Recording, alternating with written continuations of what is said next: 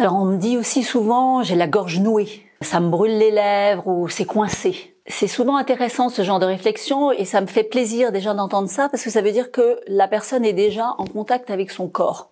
Elle sent des choses. Parce que parler en public, travailler sur sa voix, c'est se mettre à l'écoute de ce qui se passe dans son corps. Et déjà, tout simplement, physiquement. Voilà, j'ai la gorge qui est serrée, je sens que ça brûle à l'intérieur, donc bon, voilà, on pose ça. Ouais, chouette.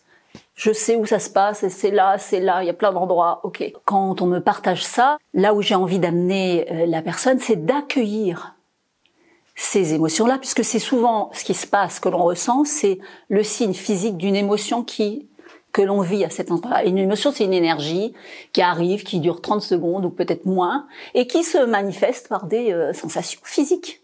Donc chouette, on a le physique, on a l'émotionnel. Génial. Maintenant, qu'est-ce qu'on en fait? Parce que ça coince, donc ça va pas. Il faut faire quelque chose, puisqu'il faut être entendu.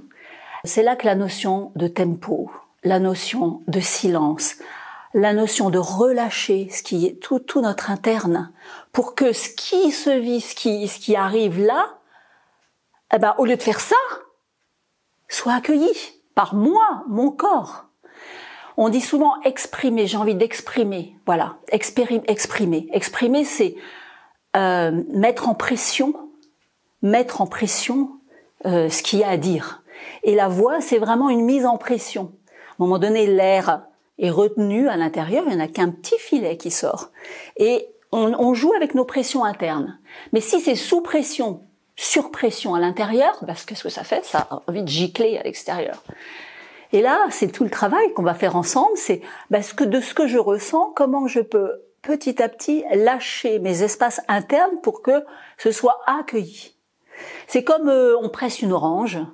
Voilà, je presse, j'exprime, je presse ce qu'il y a, la quintessence de ce que je ressens, pour que ça se diffuse. L'émotion, c'est vraiment pour moi le terreau de la voix. Sans émotion, on fait marcher l'intelligence artificielle et ça va bien. Mais là, nos émotions, c'est chouette, on en a. Et parfois, on se dit, mince, j'en ai, au secours. Mais non, chouette, mais comment je la reçois, comment je l'accueille? Ça, c'est notre challenge. Et c'est là où je vous accompagne.